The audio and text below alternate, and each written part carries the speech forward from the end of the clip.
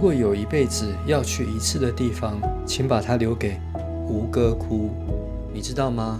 世界上最大的神庙就在这里，它的规模之大，就算待上3天也逛不完。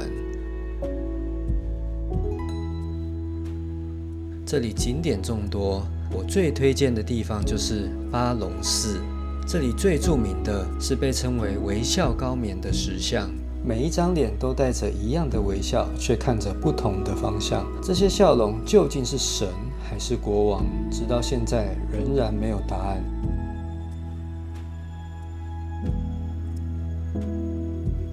走到这里，你才会发现，这里不只是遗迹，而是一个还没被解开的谜。